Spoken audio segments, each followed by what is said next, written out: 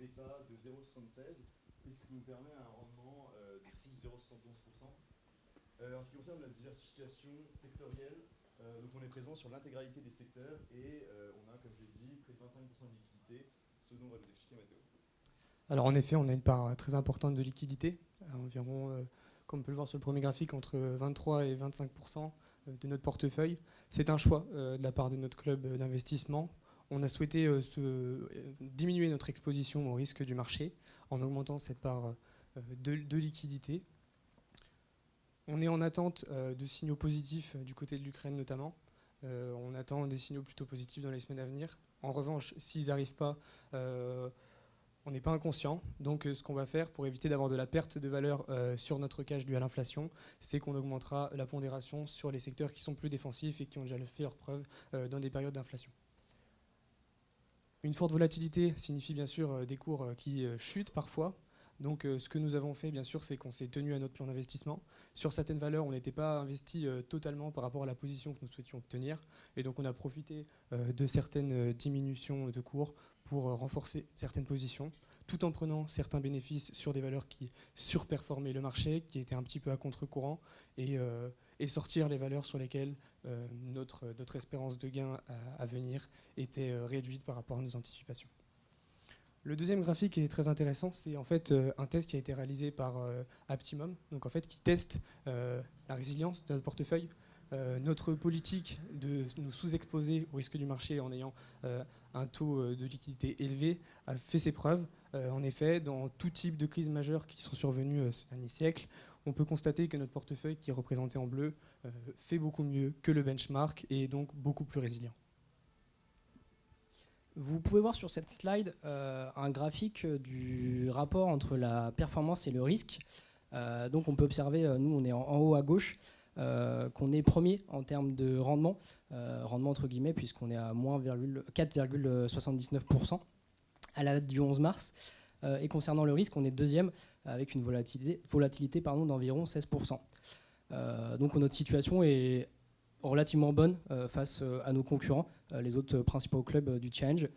Et donc on peut voir qu'on est arrivé à 0,71% de rentabilité à la date du 23 mars. Donc ensuite, nous avons étudié notre position par rapport à notre benchmark, donc le Stoxx 600 Europe. Pour ce faire, nous avons créé un indice de performance qui nous permet de comparer notre performance à celle du Stoxx 600.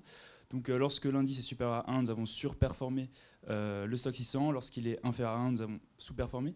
Donc on peut voir que sur la période du 25 février à celle du 18 mars, nous avons constamment surperformé le Stoxx 600 avec même donc, une performance accrue en fin de période. Donc ensuite, sur l'autre graphique que vous pouvez voir ici, nous sommes aussi intéressés au CAC 40, tout simplement parce que beaucoup de valeurs de notre portefeuille sont présentes sur cet indice. Et donc nous voyons que nous surperformons aussi le CAC 40 pour la même période. Et donc pour finir, nous avons donc le 18 mars, notre rentabilité est à nouveau passée positive. Donc on a voulu ensuite s'intéresser à comprendre donc comment nous avons remonté la pente, on va dire, comment nous avons surperformé le Stoxx 600. Donc ce qu'on a fait, c'est que de la période du 11 février au 18 mars, nous avons retracé l'évolution de notre portefeuille par secteur. Donc notre portefeuille est représenté en bleu, le benchmark, le Stoxx 600 par secteur est représenté en rouge. On constate globalement qu'on surperforme la majorité des secteurs.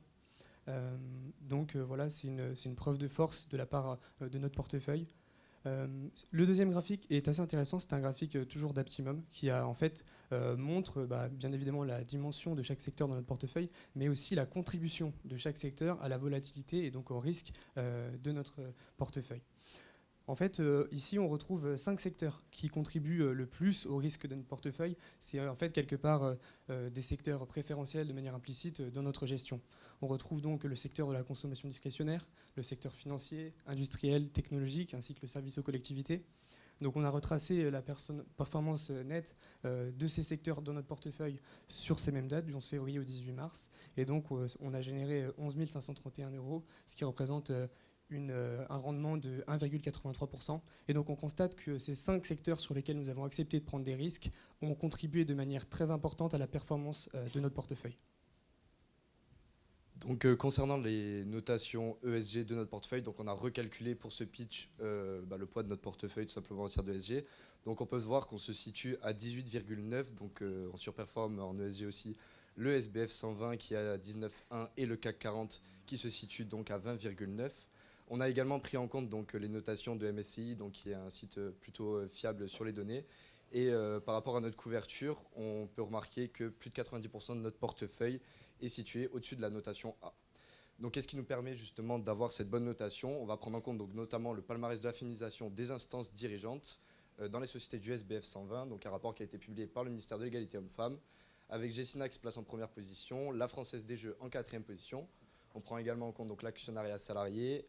Bel exemple, c'est Orange avec justement plus de 6% de l'actionnariat salarié contre en moyenne 2% pour les sociétés du CAC 40 et environ 10% des droits de vote, ce qui permet justement aux salariés d'avoir vraiment une décision sur les décisions prises par la société. On prend également en compte donc, la stabilité de l'emploi. Un bel exemple, c'est Coface qui a plus de 99% de ses salariés qui sont embauchés en CDI, donc en France, en Allemagne et en Italie.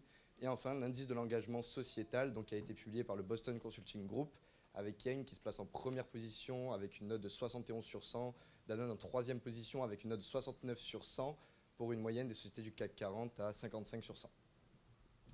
Pour ce qui est maintenant du secteur des énergies renouvelables, nous avions anticipé une hausse des prix de l'énergie en début d'année avec notre point macro. Et nous avions également anticipé un regain d'intérêt pour les énergies renouvelables. Donc, nous avions donc décidé d'investir massivement dans la valeur Albioma. Et c'est pour cette raison que c'est désormais la première valeur de notre portefeuille.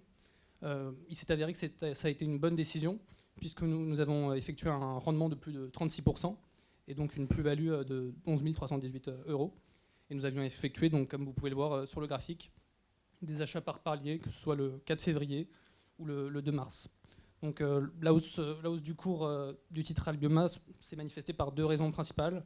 La première étant une rumeur de rachat de l'entreprise par le fonds d'investissement KKR, mais également par le hausse des prix des matières premières. Merci beaucoup pour votre écoute et votre attention. J'espère qu'on aura su vous convaincre d'investir chez les loups de la défense. Et on est à votre disposition pour toutes questions. Merci.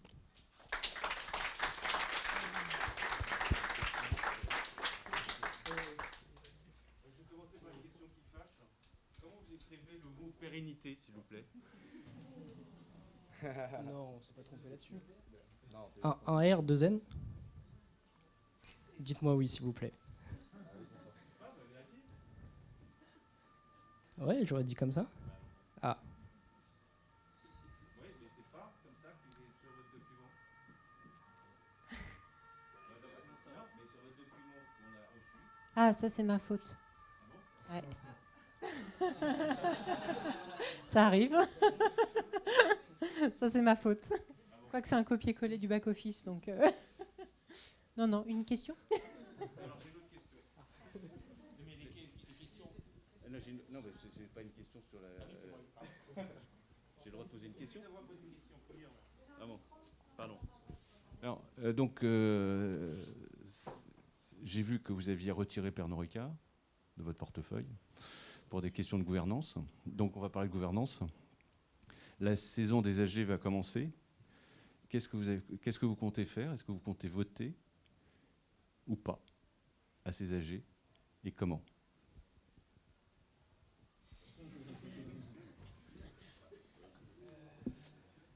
Première réponse, c'est oui. Une position importante de notre portefeuille, Air Liquide. On est deux à aller à l'AG le 4 mai. C'est pas une blague en plus. Et comment nous allions voter? On attend de voir ce qui sera soumis au vote. On a hâte de voir le plan de stratégie pour 2025. Il est sorti, donc on va l'étudier en détail. Et puis on votera toujours selon nos convictions. Bien, une question qui ne fâche pas. Vous avez évoqué l'inflation. Quels sont, selon vous, les sociétés, les secteurs qui vont bénéficier de l'inflation, qui possèdent donc le pouvoir de fixer leur prix? Je pense que, pour apporter un premier élément de réponse, le luxe, c'est un secteur déjà qui peut bénéficier de l'inflation, qui a un fort pricing power. mais aussi évidemment le secteur bancaire qui pourrait bénéficier justement de cette hausse des taux. Voilà. Bien entendu, les sociétés également qui ont des revenus qui sont en partie indexés sur l'inflation. Je pense par exemple à Veolia que nous avons en portefeuille. Approximativement 70% de leurs contrats avec les collectivités sont indexés sur l'inflation. Donc c'est des sociétés qui peuvent en bénéficier par exemple. Autre question? J'ai posé une question, mais peut-être que je l'ai mal compris. Le numéro 6. Non. 6. Voilà. Ce qui m'a interpellé, c'est les financials. En fait, où vous faites moins bien, si je comprends bien, le graphique de gauche, mais sur lequel vous êtes plus exposé que votre benchmark. C'est bien comme ça que ça se lit? Alors en fait, il ne faut pas mélanger les deux graphiques. Donc en fait, sur le premier graphique, c'est vraiment notre portefeuille, la performance de notre portefeuille et la performance du stock 600. Effectivement, sur le secteur financier, on le sous-performe. En revanche, sur le deuxième graphique, en fait, c'est que notre portefeuille. Le benchmark n'y apparaît pas. Et donc, en fait, le secteur financials, c'est un secteur qui contribue de manière importante à la volatilité. C'est normal, le secteur financier, il y a beaucoup de volatilité sur ce secteur. Et donc, c'est pour ça que ça y contribue de manière importante par rapport à la taille que représente ce secteur, en termes de pourcentage d'investissement dans notre portefeuille. D'où ma question, est-ce que vous n'êtes pas surexposé sur les financials, justement? Ça, c'est une autre question. Effectivement, on est exposé de manière importante. On a pris des risques sur ce secteur. Oui. On est en situation d'inflation. L'inflation, l'année dernière, on pensait qu'elle allait être passagère. Maintenant, je pense qu'on est tous d'accord pour penser qu'elle va durer. Et donc, face à ça, on va avoir la BCE qui va quelque part être un jour obligée de remonter un petit peu les taux. Ça devrait bénéficier au secteur financier. Et puis, sur le secteur financier, on a également des valeurs d'assurance, comme par exemple AXA. C'est un secteur qui est plutôt défensif, l'assurance, dont on a besoin dans toute période. Et donc, c'est pour ça qu'on a souhaité se surexposer sur ce secteur, par choix de valeur et également par anticipation d'une éventuelle remontée des taux.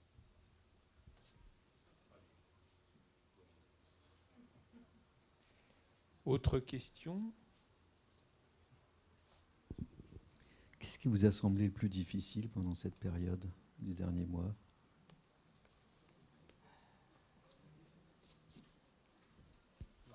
En tant que gestionnaire de portefeuille? Oui, non, pour le reste. Oui, non, mais... Votre vie privée. Prendre des décisions, c'était très dur de voir une volatilité très importante, de voir une chute et de pas trop savoir quoi faire, ne pas avoir vraiment de stratégie. Voilà, on était un peu en tant qu'observateur, c'était très dur d'anticiper tout ça. Donc on était un peu comme des spectateurs. C'est pour ça qu'on a augmenté notre taux de liquidité afin de ne pas prendre trop de risques face à cette situation compliquée. Non, parce qu'il n'y a pas beaucoup de gérants qui, dans leur carrière, ont eu la malchance de voir une guerre en Europe. Et après 3 mois de carrière, c'est presque une opportunité à ce niveau-là. On s'est adapté au contexte. Moi, si je peux rajouter un élément, c'est peut-être que dans ce cas-là, la meilleure stratégie, c'est de se tenir à sa stratégie initiale. La remettre en question, bien sûr, quand on s'est complètement trompé. En revanche, je pense que pour nous, ça n'a pas trop été le cas non plus. Et donc, des fois, la meilleure chose à faire, c'est de ne rien faire. Et donc, c'est quelque part ce qu'on a fait, étant donné qu'on a été un petit peu passif, certes, puisqu'on avait plus de liquidité. Mais on a quand même effectué certains arbitrages. Mais c'était ce qui était le plus dur pour répondre à la question initiale. Je dirais que c'était de ne pas savoir l'information qui allait sortir 1 heure après. En ayant observé justement les marchés, vous pensez qu'ils ont été rationnels dans leur irrationalité ou... Je pense que non, en fait. La guerre continue et pourtant le CAC est remonté. Je pense que c'est essentiellement dû au Covid. Beaucoup de petits porteurs ont vu qu'il y avait des belles opportunités sur le marché suite au crack de 2020 quand c'est remonté. Et justement, je pense qu'ils se disent la même chose, qu'en fait, ils anticipent déjà un accord de paix entre l'Ukraine et la Russie. Et c'est pour ça que ça remonte. Je pense que c'est assez finalement décorrélé de la guerre et de l'avancée d'éventuels accords de paix en Ukraine. Super.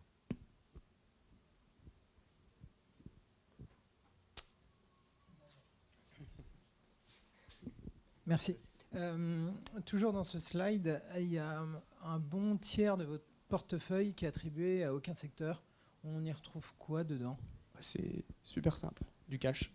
C'est notre liquidité, c'est du cash en fait. Okay. Donc c'est que du cash, ou C'est il y que a du aussi cash. des valeurs que vous avez Non, pas réussi on est que du cash. En fait, on s'est basé sur le rapport d'Optimum qui classe vraiment toutes nos valeurs dans les secteurs. Et donc voilà, c'est du cash, c'est notre décision d'avoir une part importante. Quand on regarde le graphique, j'avoue que ça fait peut-être un peu peur d'avoir une ligne comme ça aussi importante par rapport au secteur. Mais bon, c'est notre stratégie aussi.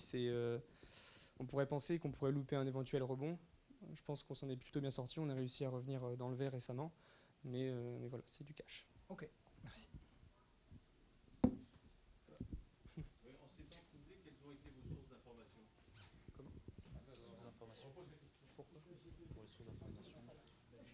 Quelles ont été vos sources d'information en ces temps troublés?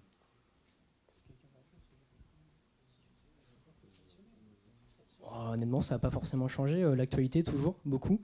Il y a beaucoup de rapports financiers qui arrivent également, vu que c'est la période des AG. Donc, pas vraiment de changement cette période.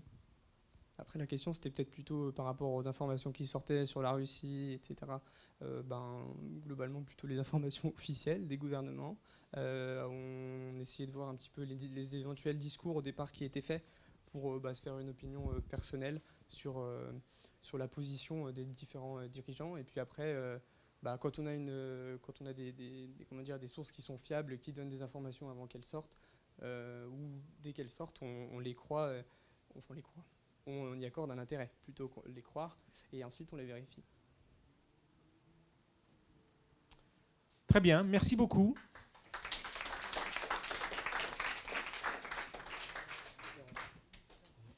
Et nous passons maintenant à Dolphin Partners.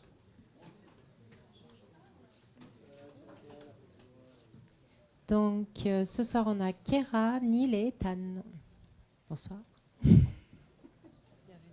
Merci.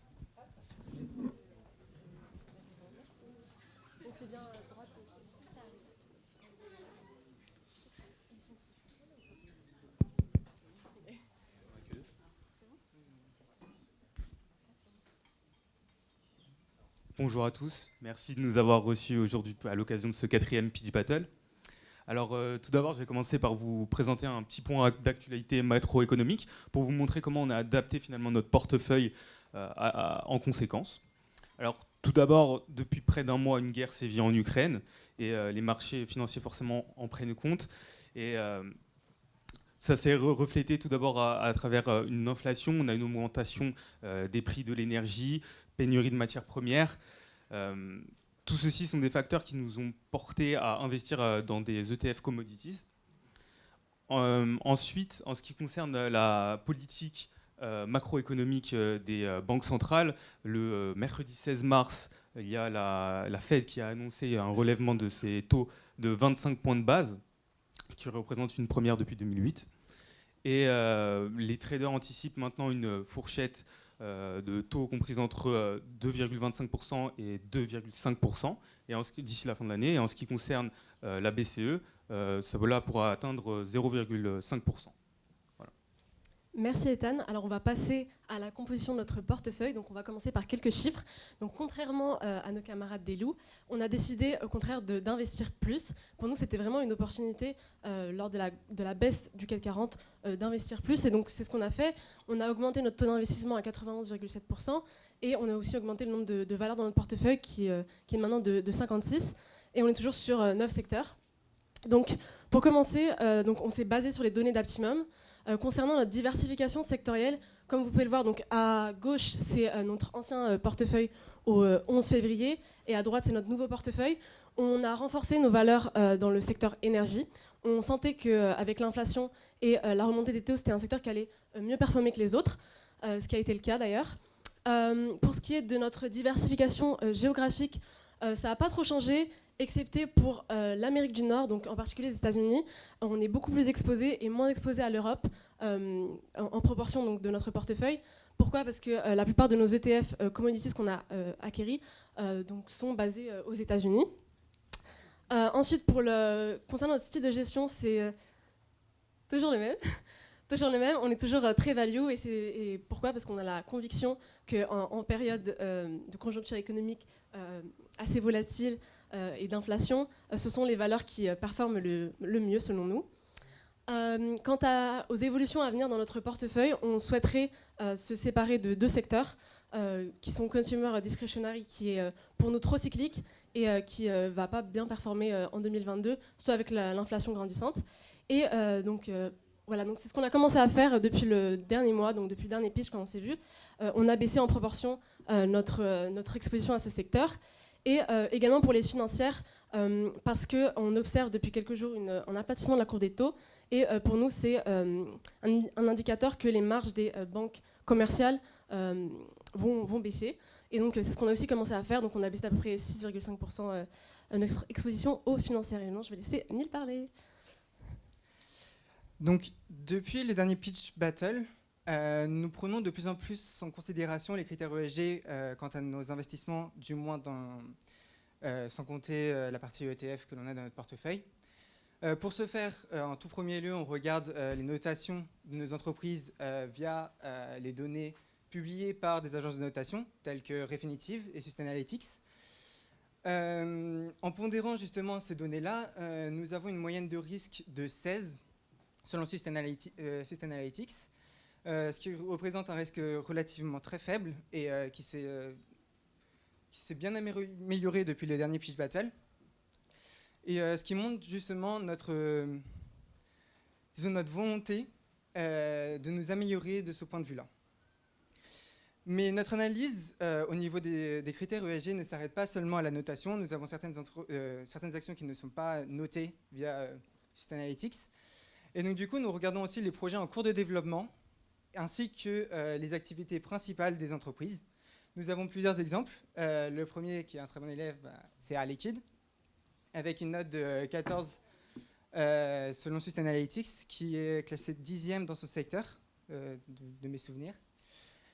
Et le deuxième exemple que l'on a ici, c'est Sage Ferrari Group, qui justement, lui, n'est pas noté, mais dont l'activité, c'est la fabrication de matériaux éco-responsables, donc, qui devrait répondre notamment aux critères au moins environnementaux.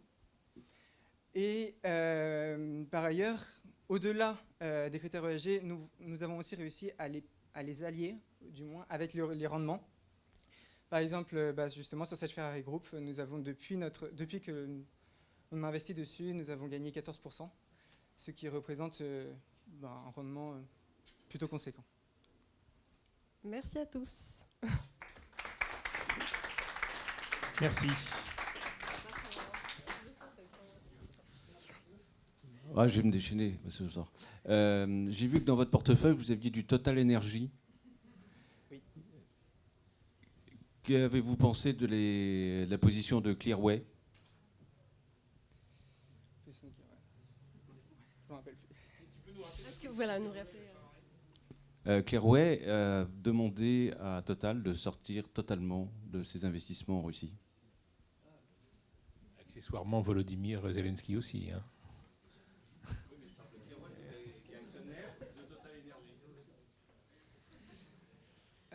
Il me semble d'ailleurs que Total Energy a décidé d'arrêter, du moins au niveau du pétrole en Russie, jusqu'à fin 2022. Et par ailleurs, il y avait aussi d'autres ONG qui, justement, avaient... qui avaient... Ils sont actionnaires. Oui. Je pose la question en tant qu'actionnaire. Après aussi, en tant qu'actionnaire, ça leur permet d'éviter un certain risque. Et aussi, c'est par rapport à leurs convictions. S'ils pensent que... Enfin, on ne peut pas en vouloir à des actionnaires de demander à une entreprise de... Comment dire ? Oui, au niveau de l'éthique, s'ils considèrent qu'au niveau de l'éthique, c'est mieux de sortir de la Russie, on ne peut pas leur en vouloir de demander à là où ils ont investi de sortir de la Russie. Et vous, quelle est votre position en tant qu'actionnaire? Total Energy. S'il y a une résolution à l'AG, vous votez quoi?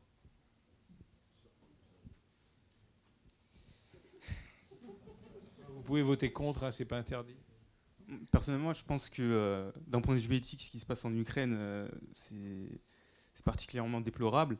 Et bien que en tant qu'actionnaire, forcément que ça va avoir un impact sur l'activité de Total Energy, mais par rapport à notre éthique, je pense que ça rentre dans notre vision. Donc je voterai pour. Ou contre? Faut rester ou sortir? Ah non, non, Total reste pas en Russie. Oui, pour sortir.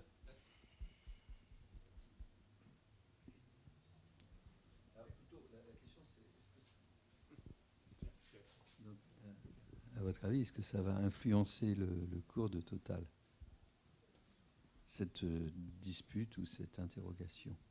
Parce que si vous en conservez, c'est que vous pensez qu'il y a encore, a priori, un rebond possible. Après, pour revenir à ce que je disais, par exemple, il y avait des ONG justement qui, je ne me rappelle plus des noms, mais qui demandaient à Total de sortir, sous quoi ils allaient porter en justice Total vis-à-vis d'une loi.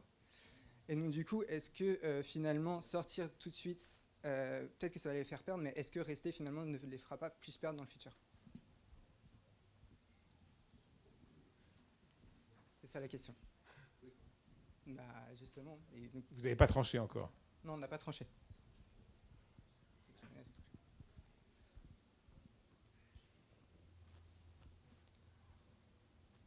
D'autres questions de la part du jury? Qu'est-ce que les derniers événements internationaux vous ont amené comme réflexion, justement en fonction de vos convictions ESG? Ça vous entraîne vers quel type de réflexion? Est-ce que ça vous pose des questions par rapport à votre portefeuille? Et lesquelles?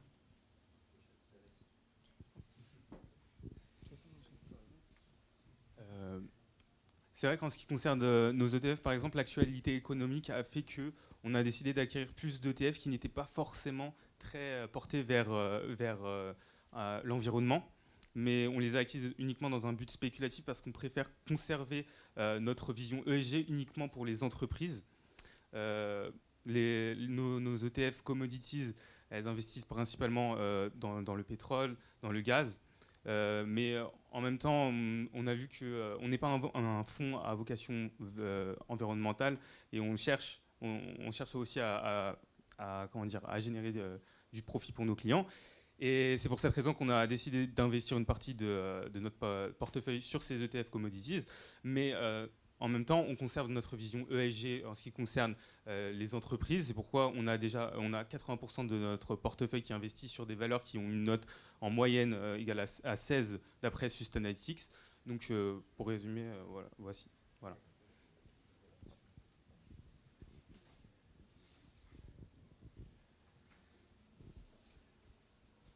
Merci bien. J'ai pas tout compris sur la sélection des ETF, notamment, si j'ai bien compris, vos ETF commodities couvrent les États-Unis, mais ça veut dire que c'est l'émetteur de l'ETF qui est américain, il couvre des sociétés qui travaillent dans les commos qui sont américaines, ou bien... D'accord. Oui, c'est ça. C'est des entreprises qui travaillent, enfin des entreprises basées aux États-Unis qui sont en charge du pétrole, du gaz. Et vous avez dit que vous aviez regardé les notations ESG sur tous vos instruments, sauf les ETF. Et je voulais savoir pourquoi, parce que ça existe les notes sur les ETF. Il y avait une raison particulière ou...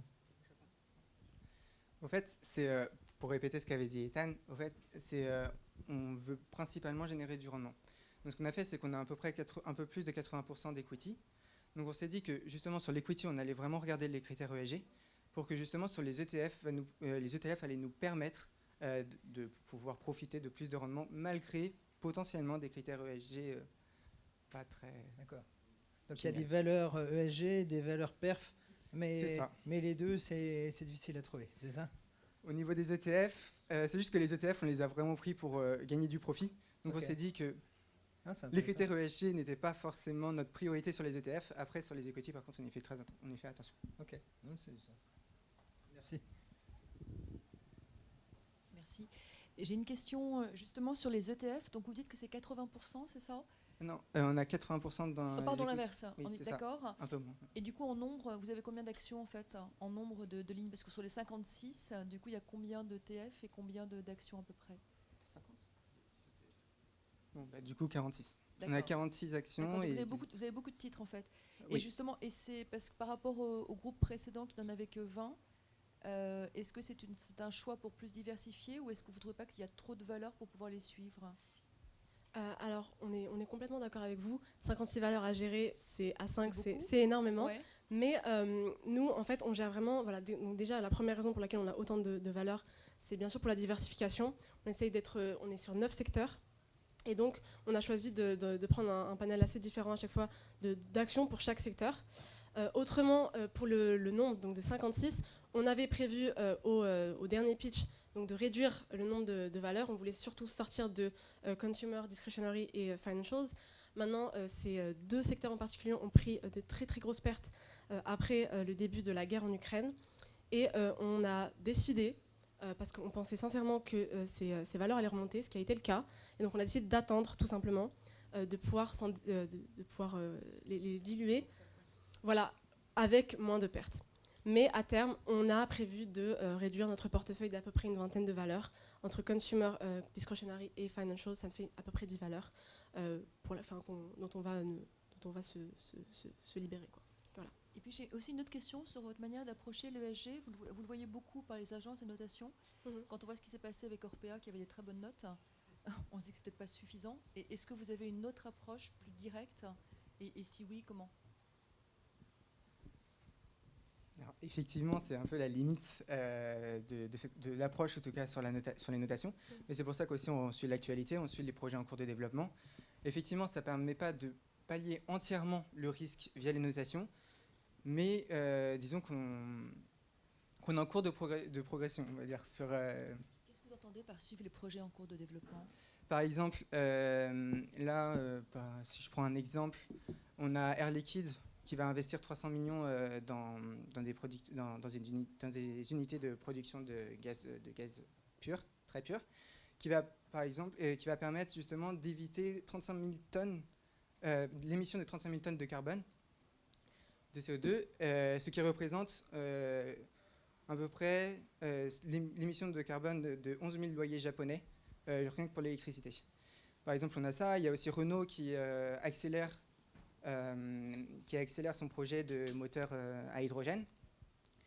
Donc ça, c'est surtout au niveau environnemental. Après, par exemple, au niveau sociétal, là, je crois que c'était la semaine dernière, il y avait certaines entreprises qui avaient des contrats vis-à-vis de la mairie de Paris qui ont présenté justement leurs engagements au niveau sociétal, notamment de l'insertion des quartiers défavorisés dans leurs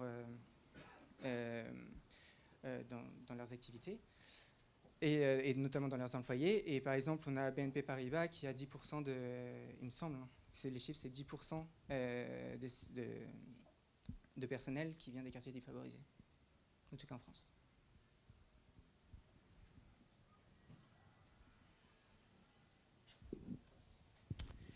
Merci beaucoup, je crois qu'on peut les applaudir. Ils n'ont pas eu des questions faciles.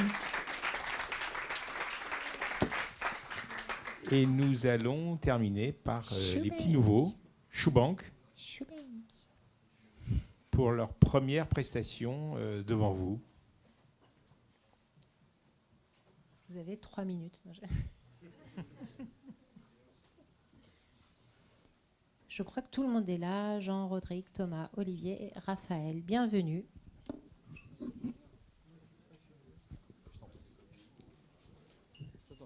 Alors j'appuie sur quoi? Les flèches, c'est ça? Parfait. Alors bonsoir à toutes et à tous. Tout d'abord, nous tenions à vous remercier pour cette convocation, pour cette invitation à ce Pitch Battle numéro 4. Première expérience pour nous et c'est comblé de plaisir et de fierté que nous sommes ici ce soir. Alors tout d'abord, qu'est-ce que Shubank Invest?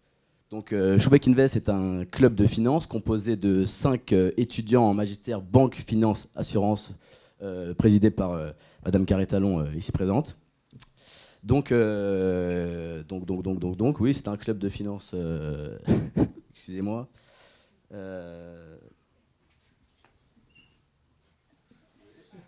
Oui, pardonnez-moi. C'est un club qui est né d'une volonté commune de vivre une première grande et enrichissante expérience dans le monde de la gestion d'actifs. Donc, c'est une vision commune de l'investissement qui nous a amené à nous mettre ensemble tous les 5. Une vision fondée sur 3 piliers, à savoir la performance, la confiance et la proximité. Shubank Invest, c'est donc le talent d'étudiants engagés et responsables au service de la satisfaction de nos clients. Je vais laisser Thomas et Rodrigue nous en dire plus sur la stratégie d'investissement de Schubeck Invest. Alors, au début du challenge, quand on est en première année d'études de finance, nous n'étions pas forcément initiés à la gestion de portefeuille. Donc, notre première stratégie était tout simplement basée sur les actions du CAC 40 et réaliser le meilleur rendement possible. Donc, on s'est rapidement rendu compte que ce n'était pas une stratégie durable.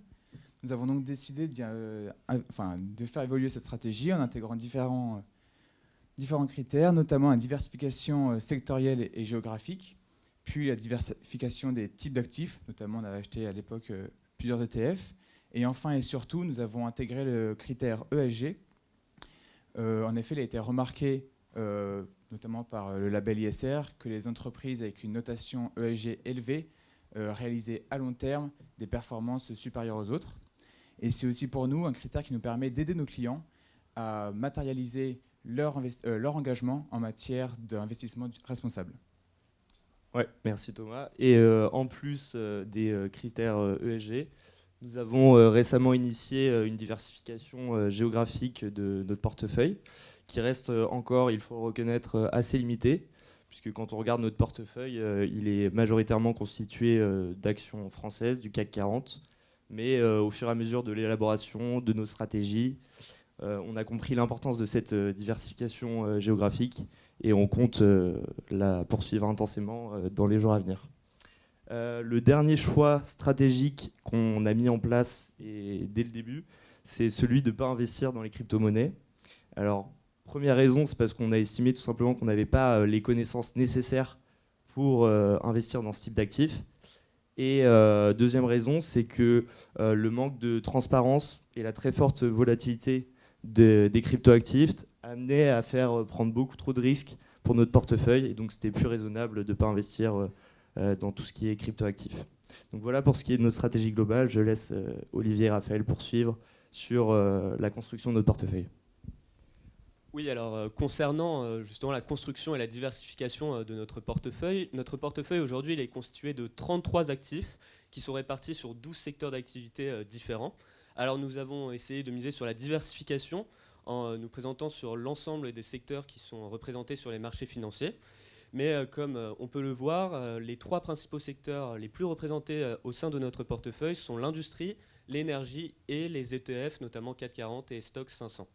Alors tout d'abord, l'élément le plus représenté, c'est donc l'industrie.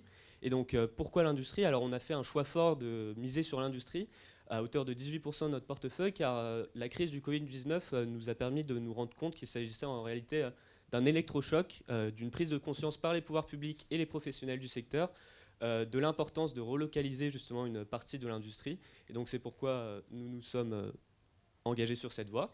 Ensuite, comme cela a été mentionné précédemment, nous avons misé sur une diversification du type d'actifs avec l'investissement de façon importante dans des ETF, notamment le CAC 40 pour répliquer la performance de l'indice national. Et enfin, nous avons fortement investi sur le secteur de l'énergie et cela s'inscrit tout particulièrement dans notre stratégie d'intégration des critères ESG. Donc je vais laisser Olivier continuer sur ce point. Alors merci Raphaël. Donc effectivement, nous pensons chez Schubeck que ce secteur jouera un rôle clé dans les années à venir, en particulier en ce qui concerne les questions environnementales. C'est pourquoi nous avons choisi d'investir dans des entreprises comme Total Energy ou Engie. Pas trop de rire. Effectivement, ce sont des entreprises qui aujourd'hui reposent leur production encore sur une grande majorité d'énergie fossile et carbonée, mais qui projettent à l'horizon 2030 une part de plus de 50% des énergies décarbonées dans leur production. D'autre part, à l'origine, notre stratégie, comme on l'a dit, reposait essentiellement sur une recherche de rendement maximisé, ce qui nous a conduit à augmenter le bêta de notre portefeuille assez excessivement, afin d'avoir un portefeuille le plus offensif possible. Choix dont nous avons mesuré le revers de cette stratégie, notamment avec la crise ukrainienne, qui nous a permis de constater qu'avoir à la fois une forte volatilité et une forte exposition au marché pouvait s'avérer assez dangereux en ces temps d'instabilité. Et c'est pourquoi, ces dernières semaines, nous avons choisi et décidé de modifier nos stratégies afin de viser un bêta plus proche de 1 pour notre portefeuille, choix qui s'illustre par exemple par la vente d'actifs que nous jugions trop offensifs comme Eramet. Et aujourd'hui, le bêta de notre portefeuille se situe plutôt autour des 1,09. Je laisse enfin la parole à Jean pour vous parler plus en détail de notre travail d'équipe au sein de Schubank Invest. Alors chez Schubank Invest, nous avons fait le choix de ne pas nous attribuer de postes spécifiques, mais bien de tout réfléchir ensemble. Ainsi, nous réalisons en amont un premier travail de documentation, de recherche, au travers des différentes actualités économiques et financières qui nous entourent, mais également au travers des nombreuses métriques des différents actifs financiers. Une fois ce premier travail réalisé, nous avons pris pour habitude de nous réunir tous les jours afin d'échanger, de débattre et de prendre les meilleures décisions possibles. Et nous sommes convaincus que c'est ce choix qui permettra la pérennité de Schubank Invest et de ses valeurs. Bien, c'est la fin de notre présentation. Nous vous remercions pour votre écoute. Nous espérons vous avoir un peu plus éclairé sur Schubank Invest. Nous sommes désormais à votre disposition pour vos questions et nous allons tenter d'y répondre le mieux possible. Merci. Merci beaucoup. Alors, je vais ouvrir le bal. Quand je regarde votre portefeuille, vous avez du Amundi ETF CAC 40 et du Lyxor CAC 40. Pourquoi? Lequel est le meilleur? C'est Lyxor ou Amundi?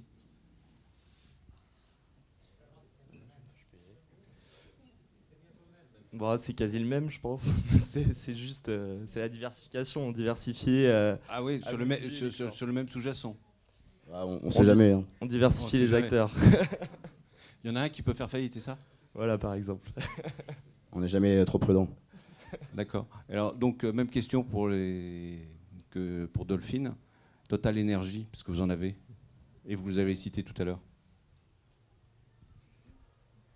Du coup, c'est par rapport à quoi? Par rapport à Total, si on doit se retirer de Russie? Non, mais est-ce que si voter... Clearway pose une résolution en demandant à Total de sortir de la Russie, est-ce que vous votez pour, ou est-ce que vous votez contre, ou est-ce que vous abstenez?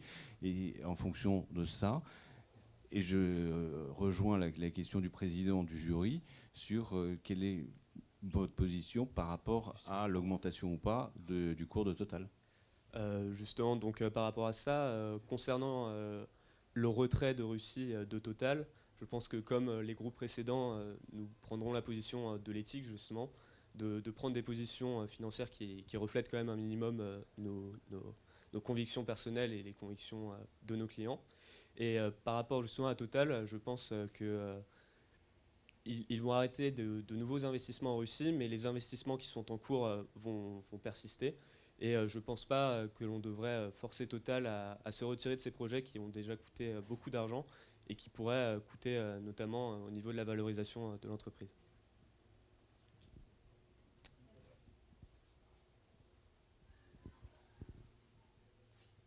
Vous avez évoqué plusieurs classes d'actifs et j'ai eu la surprise de trouver un 0,89% de Green Bonds. Qu'est-ce que c'est? Est-ce que dans les ETF, il y a éventuellement des ETF obligataires? Alors justement, donc, on n'avait pas forcément fait une levée de fonds, on peut dire ça comme ça, lors du début de notre stratégie d'investissement. Nous avons réalisé la semaine dernière une levée de fonds de 100 000 €, donc c'est-à-dire on a quasiment doublé notre portefeuille, justement afin de poursuivre dans cette stratégie d'investir dans des green bonds. À l'époque, on en avait très peu, on avait seulement des ETF et on voulait se diversifier sur des obligations. Et on se pensait qu'en cette période justement d'instabilité, notamment avec le pétrole et le gaz en Russie, on pensait que c'était opportun de se lancer en ce moment sur des obligations vertes.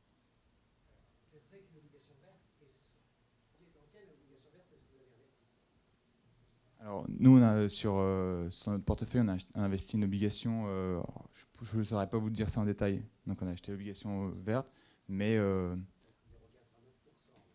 c'est pour ça, mais lorsqu'on l'a acheté, notre portefeuille n'était pas aussi... elle n'avait pas cette proportion-là, donc aujourd'hui, il y a plus de 200 000 € d'apport, d'actifs. À l'époque, ça représentait quasiment 2% au moment où on l'a acheté. C'est juste une question sur le benchmark que vous avez, parce que vous avez expliqué que vous avez un peu évolué, qu'au début, vous étiez parti tout simplement sur du CAC 40, qu'après, vous avez essayé de diversifier de manière sectorielle et géographique. Est-ce que vous avez un objectif de bench avec un indice ou quel indice vous voulez battre, quoi, en clair? On était plutôt sur l'indice national, puisqu'on a dit qu'on voulait se rapprocher d'un bêta égal à 1. Donc donc qui suit l'indice national, et si on peut le surperformer. On était, je crois, à... Ouais, voilà, c'est ça. On était à 1,14, on est descendu à 1,09. Et donc là, on n'a pas encore décidé précisément de quel actif on allait vendre.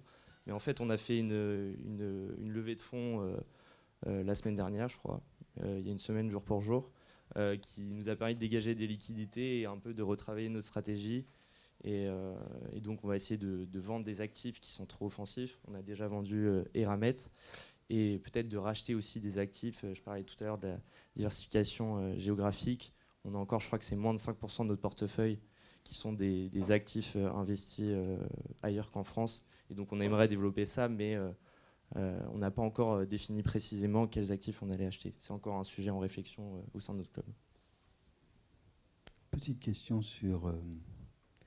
personne n'a évoqué qu'il y avait des élections dans 15 jours, qui généralement créent un certain nombre de perturbations. Alors c'est parce que c'est donné pour vous, et donc la France serait en meilleure position que l'Allemagne dans les mois ou les années à venir? Vous avez le droit de tout. Hein. Par rapport à qui est élu ou... Non, par rapport à la performance, à la stratégie, je sais pas, France 2030, par rapport à la situation de l'Allemagne qui est un tout petit peu plus proche d'une dépendance énergétique de la Russie, par exemple.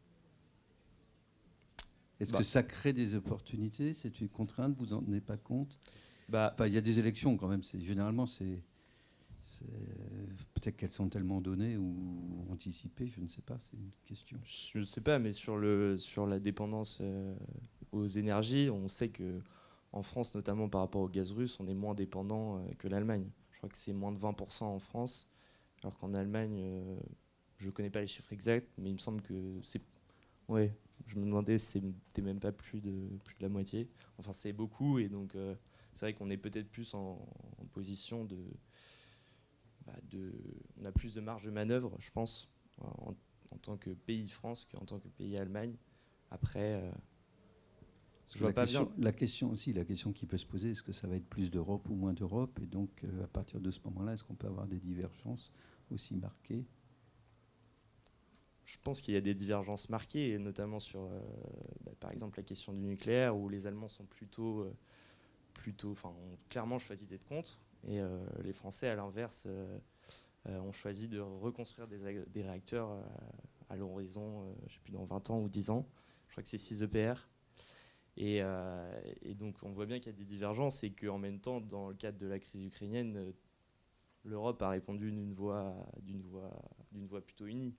Donc c'est toujours, j'en reviens à la devise de l'Europe, unie dans la diversité, c'est-à-dire qu'il faut faire avec ces divergences et essayer de construire une unité malgré les différences. Très bien, s'il n'y a pas d'autres questions, vas-y alors. Non, mais la même question que pour les loups de la défense, les AG, vous votez avec vos pieds ou avec vos mains? Avec les pieds, ça risque d'être difficile, mais... non, mais c'est une expression. Voter avec ses pieds, ça veut dire que vous vendez la valeur. Non. Pour l'instant, nous préférons rester investis. On a simplement, comme il disait Rodrigue, vendu une seule action pour l'instant en cette période de perturbation, qui était Eramet avec plus de 55% dessus. Donc c'est pour ça qu'on a décidé de la vendre. Mais pour l'instant, on pense que quand le marché est très instable comme ça, on préfère rester investi, notamment parce qu'on a réussi à investir lorsque le marché était bas. Mais nous n'avons pas pensé à voter aux AG, mais on se posera la question. On va y réfléchir après ce pitch battle. Merci beaucoup. Bien, le jury va se diriger vers la sortie. Et je passe la main à Roxana qui va organiser la suite. Oui.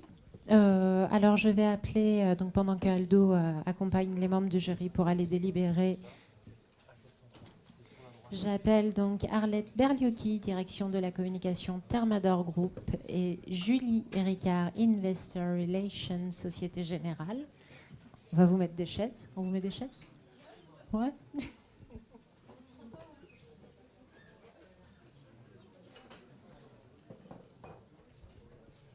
donc l'échange ce soir, ESG et développement durable, comment concilier ces impératifs avec la performance opérationnelle et la création de valeur. Et j'appelle Martine Carretalon qui va animer donc cet échange.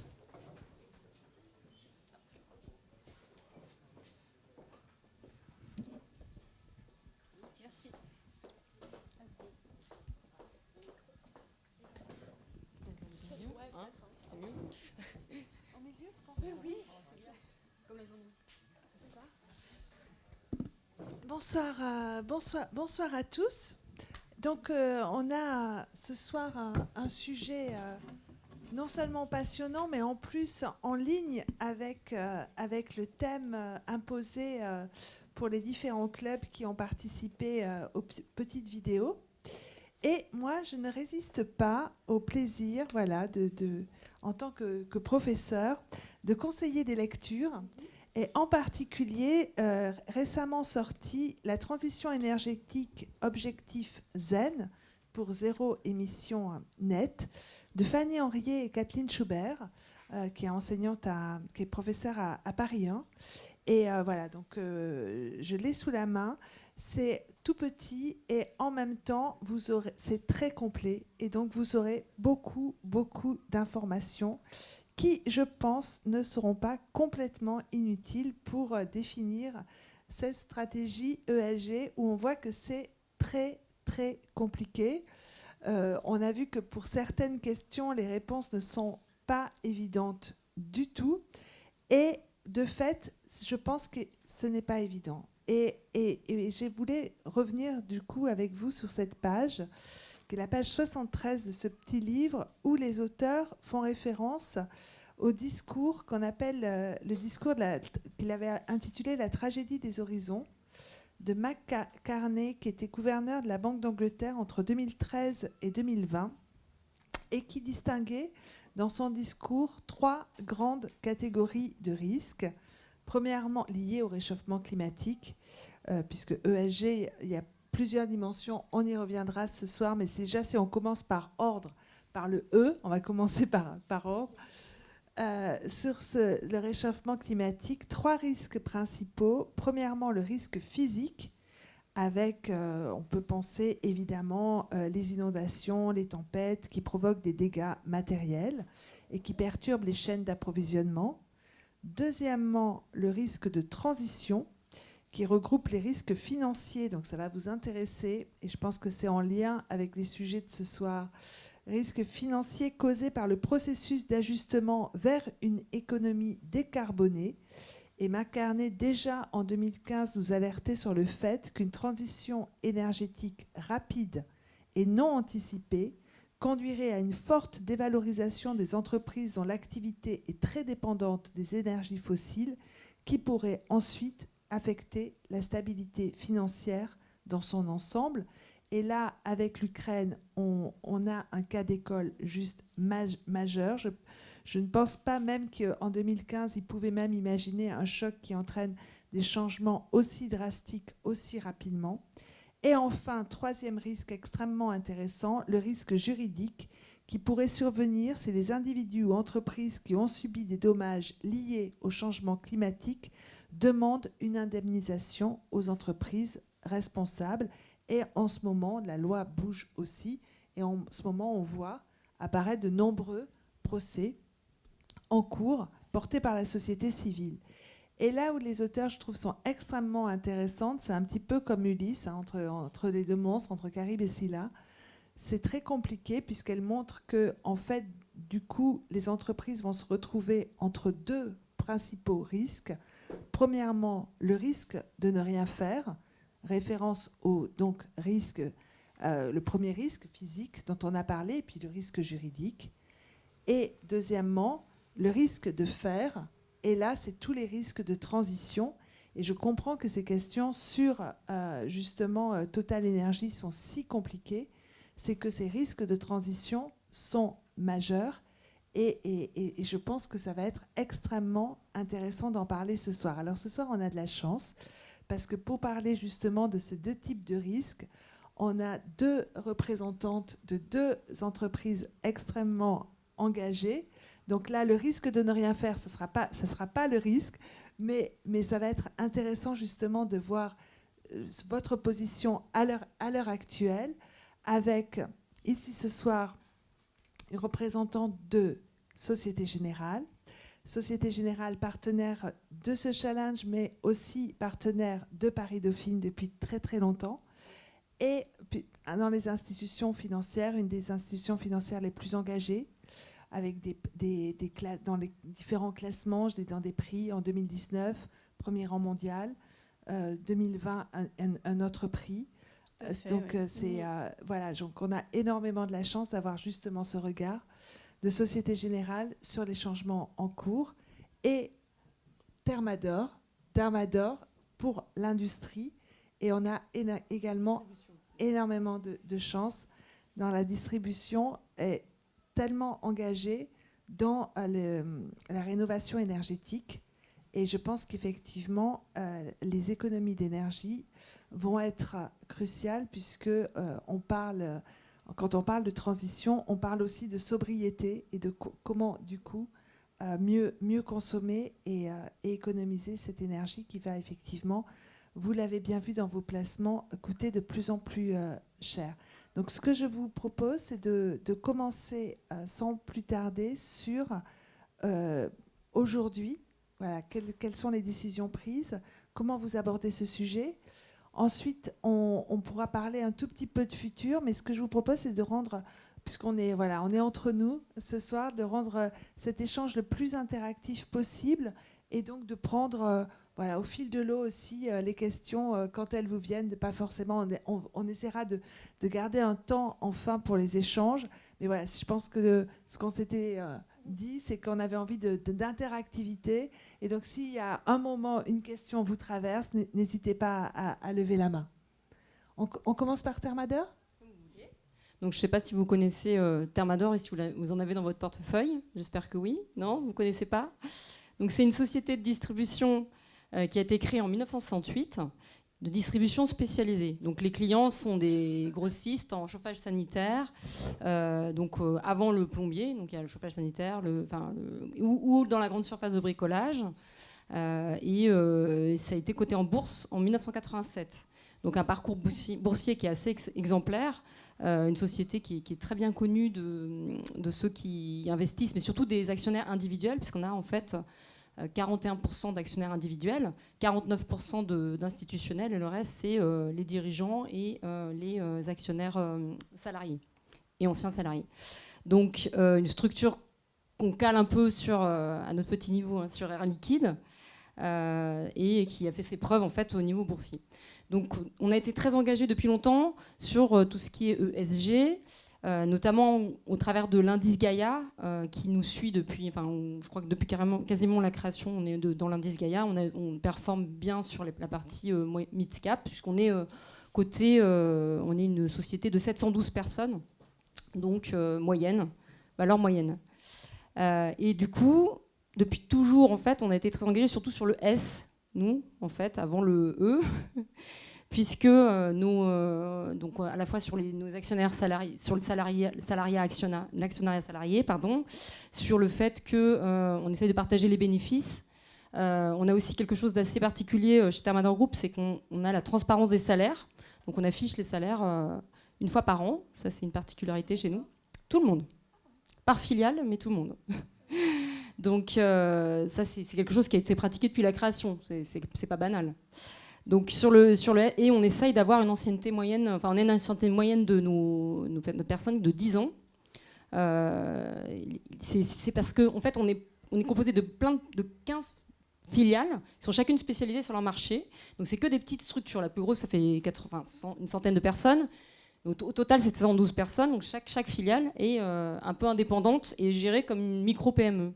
Donc c'est une structure assez étonnante et qui marche parce que les personnes peuvent aller très vite au PDG et dire ce qu'elles ont à dire. Et c'est comme ça que ça fonctionne. Donc sur le S, ça fait longtemps qu'on travaille dessus et on a plutôt de bonnes performances. Sur le G, la gouvernance, on a mis tout en place aussi pour avoir une gouvernance la mieux, déjà d'avoir 40% de taux de féminisation, ce qui est pas mal. Bon, j'ai vu que ce n'était pas tellement le cas dans les clubs d'investissement, je suis un peu déçue, mais...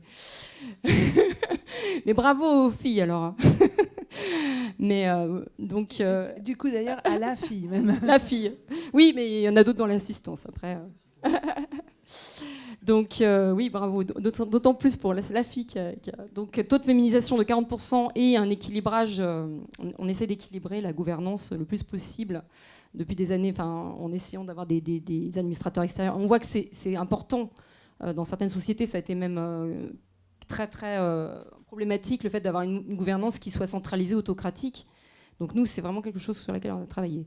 Et sur le E, donc environnement, donc on a commencé à travailler dessus depuis 2018.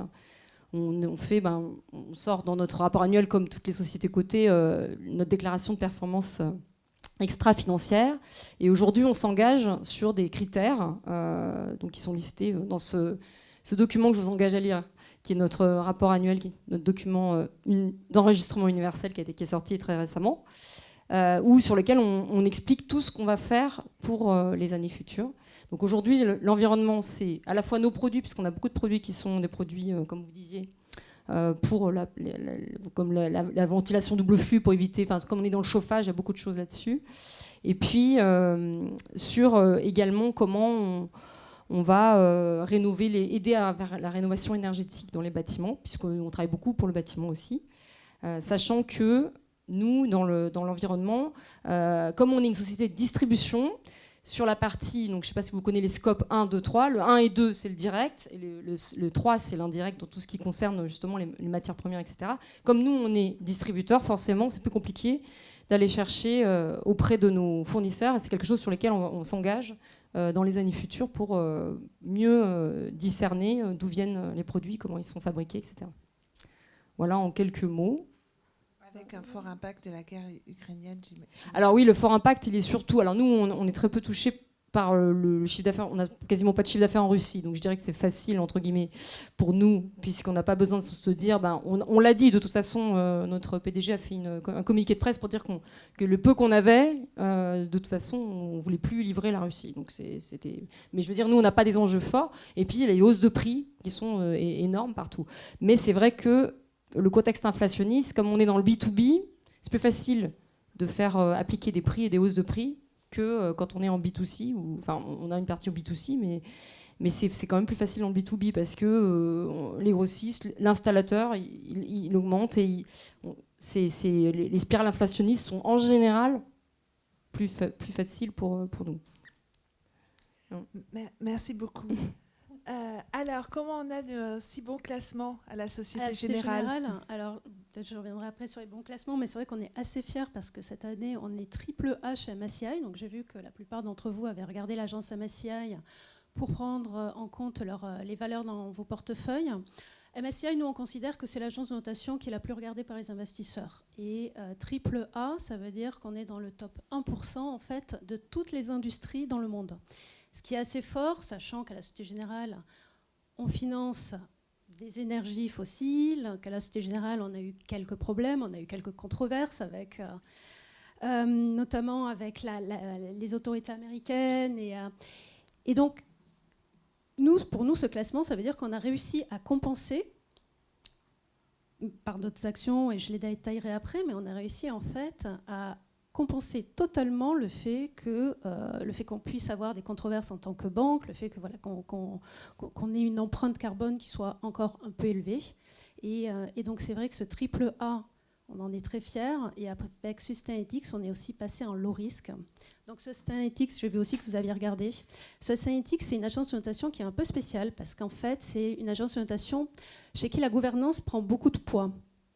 Donc les agences de notation extra-financières, nous, on regarde 5 agences de notation extra-financières et c'est vrai qu'entre elles, les notations n'ont rien à voir. Il y en a certaines qui vont privilégier le G, d'autres le S. Et ce qui est assez frappant, c'est que c'est vrai que quand on parle d'ESG, on pense souvent à l'environnement. Mais ce qui est assez frappant, c'est que pour ces agences de notation extra-financières, finalement, le E, c'est une toute petite partie de leur notation. C'est 13%, enfin, je crois, en moyenne. Donc, c'est assez minime. Et donc, pour revenir sur Sustainalytics, c'est une agence de notation... Nous, on considère que MSCI, c'est l'agence de notation qui est regardée en premier par les investisseurs, et ensuite, il y a Sustainalytics. Après, on est suivi par RobecoSAM, qui maintenant s'appelle S&P. On est suivi par ISS et on est suivi par Vigeo. Voilà, donc les deux premières, on va dire qu'on met en avant, c'est MSCI et Sustainalytics. Et Sustainalytics, c'est une agence pour laquelle la gouvernance est très importante et qui prend en compte des controverses, pour laquelle les controverses pèsent énormément. Donc jusqu'à présent, avec les problèmes qu'on a eus, je ne vais pas revenir sur la Libye, dans les années 2000, on n'avait pas une gouvernance qui était aussi on va dire, au top niveau qu'aujourd'hui. Donc sur Sustainalytics, en effet, on était assez mal classé jusqu'à ces dernières années. Et là, en fait, on est passé low risk. Je pense qu'on est une des seules banques françaises à être low risk. Et c'est une vraie fierté parce qu'en fait, c'est une reconnaissance de tous les contrôles qu'on a mis en place au sein de la banque, de la gouvernance, de notre comité administratif. Et donc, ces deux notations, AAA et low risk, AAA chez MSCI et low risk chez Sustainalytics, ça a fait que, côté investisseur, la Société Générale a pris beaucoup plus de valeur sur les aspects extra-financiers. Parce que bon, alors je ne vais pas présenter la Société Générale, je pense que tout le monde sait ce que c'est. Je pense que vous en avez tous pour le coup dans vos portefeuilles. Je pense que vous avez pas mal regardé le titre ce dernier mois, enfin en tout cas depuis le début de la guerre. Moi, mon rôle à la Société Générale, en fait, je suis au sein des relations investisseurs. Donc je fais le lien avec les principaux investisseurs de la Société Générale. Donc on a beaucoup d'investisseurs qui sont basés aux États-Unis, comme des BlackRock, des Fidelity, des Capital. Et ce dont on s'est rendu compte ces dernières années, c'est qu'il y avait eu vraiment une transformation énorme entre les investisseurs purement equity et les investisseurs ESG. Aujourd'hui, les investisseurs qui sont equity, ils prennent aussi en compte des critères ESG, comme vous l'avez fait dans vos portefeuilles, et ils ont autant de questions sur la rentabilité que sur nos performances extra-financières. Donc aujourd'hui, en fait, moi, en tant que relation investisseur, je dois être capable de venir parler à un investisseur du groupe Société Générale, que ce soit sur la performance financière comme la performance extra-financière. Ça, je ne vais pas dire que ça a le même poids, hein, c'est quand même des investisseurs donc, qui regardent la rentabilité, mais en tout cas, la rentabilité aujourd'hui, enfin, nous, ce qu'on se considère dans le groupe Société Générale, c'est que la rentabilité va de pair avec la performance extra-financière. Alors, juste pour redonner un peu d'historique, et puis après, je vous laisserai la parole. Donc, la Société Générale, en fait, nous, on a commencé dès 2006 à participer à des financements sur les énergies renouvelables. Dès 2006, en fait, on s'est dit que les énergies renouvelables comme comment on appelle ça, les parcs éoliens, on a compris que ça allait être une vraie opportunité. Ça allait être une vraie opportunité financière, bien sûr, mais aussi pour nos sociétés, pour la transformation de la société et pour l'image de la Société Générale. Donc dès 2006, on a commencé à financer ces projets-là, qui étaient assez novateurs à l'époque. Hein. Moi, je n'étais pas encore à la Société Générale, mais j'étais en magistère d'ailleurs. Et en fait, à partir de 2006 aussi, dans nos équipes de recherche, action, on a commencé à intégrer un département dédié à l'ESG. Donc on a été une des premières banques à dédier un département recherche sur l'ESG. À partir des accords de Paris, 2015-2016, où donc on a pris cet engagement de réchauffement climatique limité à 1,5 degré, on s'est dit qu'il allait falloir qu'on aligne, nous, en tant que financeurs de la société, qu'on aligne nos portefeuilles. Donc nos portefeuilles de crédit et d'investissement. On est, comme BNP et Crédit Agricole, mais on finance beaucoup Total Énergie, on finance tous ces mastodontes de l'énergie française. Et à partir de 2015, on s'est dit qu'il allait falloir qu'on commence, nous, à décarboner nos portefeuilles et que, en fait, ça allait aussi passer par les banques, en fait, la décarbonisation de la société. Et donc, on a commencé à regarder, secteur par secteur, les clients qu'on avait. On a commencé par le charbon, parce qu'on considère que c'est le plus polluant, c'est le plus émetteur de carbone. Donc, on a commencé par le charbon. On s'est mis une cible... on s'est mis une première cible, je ne sais plus ce qu'elle était, mais aujourd'hui, en fait, on se dit que d'ici 2030, on n'y financera plus du tout de charbon dans les pays développés. parce que bon, après on va revenir sur le sociétal, mais les pays développés et les pays en voie de développement, on ne peut pas leur demander la même chose. Après, on est passé sur le pétrole. Donc c'est pareil, sur le pétrole, on s'est dit qu'on allait réduire notre exposition au pétrole, donc c'est notre exposition via nos clients, au pétrole de 10% d'ici 2025. Là-dessus, on est assez en avant sur cette cible. Alors, ça c'est pareil, on va revenir après, parce qu'avec la crise sur la Russie, ça change un peu la donne. Mais là, aujourd'hui, on s'est engagé à ne plus financer de pétrole upstream, c'est-à-dire à ne plus financer d'extraction de pétrole. Et le dernier secteur sur lequel on a des cibles, c'est le gaz. On ne finance plus non plus d'extraction de gaz naturel. Donc on est assez, on va dire, avant-gardiste là-dessus. Nos confrères, la BNP, Crédit Agricole, la Banque Postale, nous ont suivis, ont aujourd'hui des cibles qui sont aussi fortes que les nôtres. Mais voilà, en tout cas, c'est un engagement. On suit ces indicateurs, et petit à petit, en fait, on a l'ambition d'avoir des cibles comme ça sur chacun des secteurs. Donc le prochain, ça sera, là, on va bientôt sortir une cible sur le ciment. On a aussi une cible sur les transports maritimes. Enfin voilà, donc c'est notre manière, nous, en fait, de participer à la transition énergétique de la société. Donc ça, c'est sur le E. Ensuite, sur le S. Alors sur le S, bon, on fait plein de choses. On a pas mal d'initiatives. Ce qu'on se dit aussi, c'est, par exemple, sur le E, sur la transition énergétique, c'est vrai qu'on s'est engagé à sortir de pas mal de secteurs, mais on se dit qu'il faut qu'on fasse attention au S. Le E et le S sont assez liés, parce que forcément, on ne peut pas sortir, vous en parlez tout à l'heure, on ne peut pas sortir d'un coup du pétrole, sachant que derrière, ça peut provoquer des faillites de boîtes, ça peut provoquer des hausses du prix énergétique. Donc ça aussi, on le prend en considération dans le S. Donc dans le S, il y a le social et il y a aussi la partie, on va dire, alors sur les employés, nous on a toujours du mal à savoir si on le met entre le S et le G, mais nous on le met plutôt dans le S. On considère que voilà, employé responsable, c'est dans le S. Ouais. Donc c'est pareil, dans le S, on y reviendra peut-être après, mais on a défini pas mal de cibles, notamment des cibles sur la diversité. Pour nous, la diversité, c'est vraiment créateur de valeur. En fait, au sein du groupe Société Générale, on a autant de femmes que d'hommes. C'est peut-être pas représenté ici, en effet, mais on a... Enfin, si, remarque, c'est peut-être la même chose, parce qu'en fait, on a autant de femmes que d'hommes, sauf qu'on se rend compte que les femmes, elles sont plutôt en manque de détails et elles sont moins en manque d'investissement. Et les femmes, malheureusement, en fait, on les perd. Plus on monte dans les couches de la hiérarchie, et moins on les voit. Donc ça, on a vraiment beaucoup de programmes là-dessus, sur sa diversité homme-femme. Et on a une target d'arriver à 30% de femmes dans toutes les couches de management d'ici 2025. Donc voilà, ça c'est une illustration en fait de ce qu'on fait côté S au sein du groupe Société Générale. Après, c'est vrai que quand on parle de diversité, on pense souvent à la diversité homme-femme, mais il y a toutes sortes de diversité. Il y a la diversité, il y a la diversité d'origine, tout à fait. Il y a la diversité des religions. Il y a la diversité, les diversités ethniques. En France, on a beaucoup de mal pour le moment, en tout cas, à mettre des targets là-dessus. Alors que c'est pas notre façon de fonctionner. Non, c'est pas notre façon de fonctionner, parce qu'on considère, bon, il y a quelques tabous sur ces sujets-là. Alors qu'en fait, on se rend compte que des banques anglo-saxonnes, par exemple Barclays, ils ont une target sur, alors, je ne sais pas si c'est la couleur de peau ou l'ethnie, mais un truc qui en France passerait pas. En France, on peut pas dire on veut 30% voilà, de personnes. Bon, ça passerait pas en France. Mais en tout cas, bon, on a pas mal de programmes pour essayer d'arriver nous aussi à cette diversité. Non, tout à l'heure, il parlait je trouvais ça intéressant, des jeunes qui viennent des quartiers ou quelque chose. Je ne sais plus qui a dit ça, mais en effet, c'est chez BNP qu'ils ont sorti ça. Ça, c'était intéressant. Et chez BNP, en effet, ils ont des targets comme ça sur des gens qui sortent de quartiers moins favorisés. Pour eux, c'est difficile souvent de trouver un emploi, et c'est pas juste. Donc, c'est bien d'avoir. Je pense que c'est bien d'avoir de ce genre de. Ouais.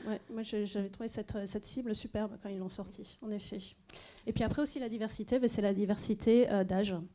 Et au sein du groupe Société Générale, on pense aussi que la création de valeur, ça passe par avoir toutes les couches d'âge et on a des programmes pour les jeunes talents. On a besoin d'idées fraîches, on a besoin de gens comme vous pour venir nous apporter des nouvelles idées.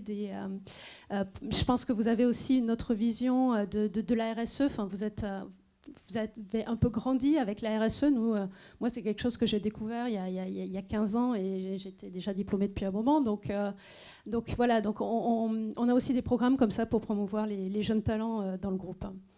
Et enfin, bon, juste pour finir sur la gouvernance, donc c'est pareil, bon, gouvernance, on a un comité administratif qui est indépendant, toutes ces choses qui sont plutôt réglementaires. Ensuite, sur la gouvernance, pour aligner un peu tous les intérêts, pour la rémunération, alors la rémunération, nous, elle n'est pas transparente. On reste dans une banque, c'est pas transparent. En revanche, il faut quand même pouvoir, on va dire, quand on donne des rémunérations variables, puisque dans les banques, il y a quand même pas mal de rémunérations variables. Ces rémunérations variables, maintenant, on essaie d'avoir à chaque fois un justificatif, de pouvoir expliquer pourquoi telle personne a eu tel bonus. Et là-dessus, depuis quelques années, systématiquement, on met des critères ESG sur la performance en fait, de chaque individu.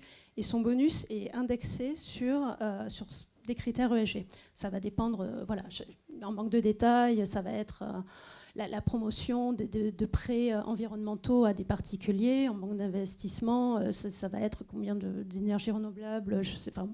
Ça va forcément dépendre entre les différents départements, mais voilà, on essaie, on tend à plus de transparence sur les rémunérations.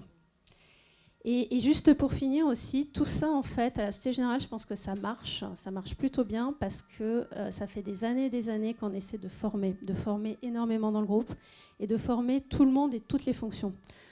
Toutes les géographies, c'est-à-dire ça va être de la banque de détail, ça va être de la banque privée, c'est les fonctions support. Tout le monde dans l'année doit suivre au minimum une formation RSE. Et je pense que ça, c'est aussi un peu la clé du succès. Oui, on a mis ça en place aussi chez nous, pareil. Voilà, c'est un peu complet, pardon. Mais je ne peux qu'applaudir. Voilà, quand on conclut en disant que ce qui est clé, c'est la formation, forcément, oui. ça me plaît. Et peut-être pour poursuivre sur le futur, alors cet objectif zéro émission nette, il n'est pas encore complètement gagné. C'est pas encore complètement acquis. Et ce que je voulais voir avec vous, c'était un petit peu votre vision de, pour vous, quels sont les principaux risques dans ces périodes de transition vers un objectif zéro émission nette? Les risques, c'est effectivement de changer de façon de voir les choses. Donc du coup, de pas avoir... il faut prendre les bons caps, notamment par exemple tout ce qui est bâtiment. Le risque, c'est de perdre les bâtiments. Par exemple, si on passe, nous, toutes les chaudières à gaz qui disparaîtront, il faut qu'elles soient remplacées par autre chose et qu'on soit présent sur les pompes à chaleur, et encore plus, et on va perdre forcément une part de chiffre d'affaires au départ. Donc c'est tout ça dans le portefeuille produit qu'il faut accepter de perdre pour... être vers une transition sur des produits qui sont plus environnementaux. Mais on est obligé de passer par une phase d'incertitude. C'est difficile. Voilà. Enfin, pour moi, le risque, il est principalement là. Sur ce point, Patrick Artus, on parle évidemment de la guerre en Ukraine, comment ne pas en parler. Et Patrick Artus nous disait qu'il y avait aussi une guerre qui était en train de se jouer à long terme sur le climat, contre le réchauffement climatique. Et il disait qu'on pouvait vraiment parler de guerre car il y allait avoir une destruction de capital, donc de tout ce capital très carboné qui ne va plus être soutenable. Et pour reprendre les propos de M. Oudéa qui devait venir et qui va venir bientôt à Covid la semaine dernière. Paris-Dauphine, le titre de sa conférence était « Ce n'est pas une transition, c'est une révolution ». Oui. Et donc je pense qu'effectivement, il va falloir s'attendre à des sortes de bulles carbonées et à de l'instabilité financière. Quelle est la vision de la Société Générale sur ce sujet? Alors déjà, c'est un peu ce que tu disais en préambule, c'est-à-dire que nous, je pense que le risque aussi dans la transition énergétique, c'est de vouloir aller trop vite. Je pense qu'il faut y aller pas à pas et qu'il ne faut pas laisser de côté les personnes qui ne seraient pas capables de se transformer aussi rapidement ce que l'on voudrait pour atteindre nos cibles. Le net zéro carbone, c'est 2050. Donc bon, ça passe vite, mais on a encore un peu de temps. Et nous, ce qu'on se dit, c'est qu'en fait, alors c'est sûr qu'il y a une vraie opportunité dans la transition énergétique, dans les énergies renouvelables, mais en même temps, il faut aider nos autres clients, nos clients qui sont un peu plus exposés aux énergies fossiles, et il faut les aider en fait à aller vers des énergies plus vertes. Donc, je pense que voilà, le point d'intention, c'est aider nos clients à construire une stratégie. Nous, on a des banquiers conseils qui vont les voir pour leur apporter des nouvelles solutions, voilà, il y a énormément de discussions en fait, entre les banquiers conseils et les clients. Et en plus, pour nous, c'est aussi une opportunité d'être encore plus proche de nos clients, de ces clients-là. Donc, oui, quand on parlait de la tragédie des horizons, je pense que c'est effectivement le mot bien choisi, parce qu'en même temps, nous avons une urgence climatique. On sent que vraiment le compte à rebours est vraiment enclenché. Et on voit à quel point toutes ces années perdues, alors qu'on avait beaucoup d'informations, eh bien, ça va être difficile à récupérer, parce qu'en même temps, on a urgence et en même temps, on ne peut pas aller trop vite. Et je vois toutes les difficultés de certaines questions, c'est qu'en même temps, aller trop vite a des conséquences sociales désastreuses. Après, et en même temps, ceux qui ne se mettent pas du tout sur la transition énergétique, ils sont finis. Hein. Enfin, c'est pour le coup, ceux qui... Voilà, on demande quand même à nos clients d'avoir une stratégie, parce que je pense que là, les boîtes qui loupent le tournant en ce moment de l'ESG, c'est... Mais oui, enfin bon, alors c'est à côté du siècle, oui. Ouais, c'est ça, c'est passé à côté du truc complètement, quoi. Mais après, bon, alors, je vais aller dans le sens de mon CEO, hein, c'est une vraie révolution quand même en ce moment. Et les questions que vous avez eues sur Total Énergie tout à l'heure, honnêtement, elles sont vraiment pas simples. Hein. Enfin, honnête, moi, je n'ai pas la réponse. Je n'ai pas la réponse de est-ce qu'un Total Énergie doit sortir ou pas de la Russie. C'est effectivement compliqué, et on sait les liens très particuliers que la Société Générale a noués avec la Russie, des liens de nombreuses années, et on sent aussi toute cette tragédie qui est que on se retrouve à couper des liens avec nous. C'est exactement la même chose au côté universitaire et formation, avec de formidables collègues et on ne peut pas juger s'il ne s'exprime pas aussi franchement que nous, on l'aimerait, mais on n'a pas complètement les mêmes risques, nous, ici, que eux, là-bas. Et cette amitié franco-russe, on l'espère, perdurera, mais c'est vrai qu'à court terme, c'est l'horreur absolue. C'est l'horreur. Et c'est vrai que quand vous posez la question tout à l'heure sur Total Énergie, moi, il y a une des choses à laquelle je pense en premier, c'est les salariés. C'est les salariés. Enfin, ok, on sort, mais on fait quoi des salariés ? Ils sont russes, mais voilà, les pauvres, ils se retrouvent là-bas, et c'est une situation qui est vraiment dramatique. Ouais. Des questions, plein de questions. Top. Alors, peut-être en premier. Oui. Bravo.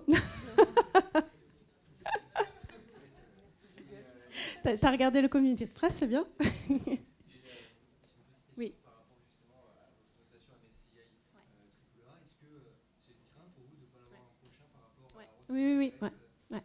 Oui, ça c'est. On sait que cette année, on va être challengé sur nos positions en Russie. Nous aussi, comme Total Energy, hein, on a donc Rosbank, qui est une des grosses banques de détail en Russie. On a 16 000 salariés à la Rosbank. Pour le moment, on garde Rosbank. Il n'y a pas de raison qu'on sorte pour le moment. C'est une entité qui est totalement autonome, qui se finance par elle-même, donc pour l'instant, Rosbank continue de bien fonctionner. Maintenant, c'est vrai que il y a encore eu ce matin un article dans Les Échos sur notre filiale en Russie. Maintenant, voilà, on s'expose à un risque réputationnel en restant en Russie, et on s'attend à avoir en effet beaucoup de questions de la part des agences de notation extra-financière. Mais c'est pas simple. Oui. Ladies first.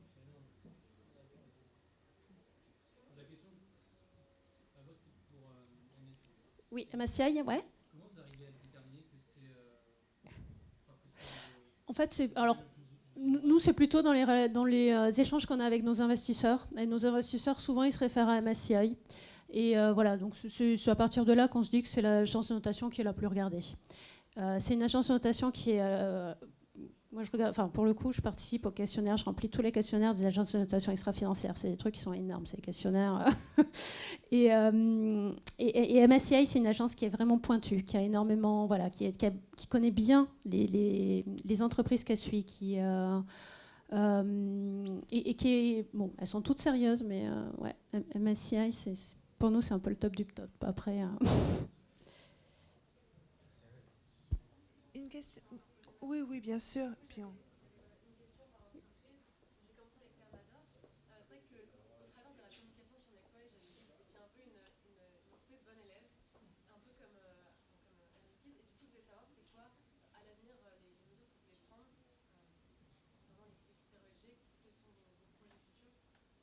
En fait, on a, comme j'expliquais tout à l'heure, on a le projet, c'est de s'améliorer sur tous les critères qu'on a définis. On a défini 19 priorités et tous les dirigeants vont vont avoir leur variable qui va être fonction de leurs résultats là-dessus.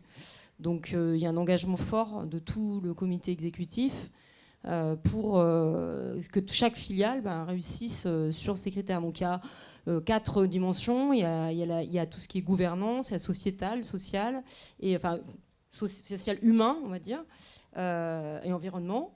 Donc sur ces 4 dimensions, on a défini tous les critères sur lesquels on s'est fixé des objectifs. Comme je disais tout à l'heure, sur tout ce qui est scope 3, c'est un peu plus complexe. Il va falloir qu'on travaille sur nos objectifs.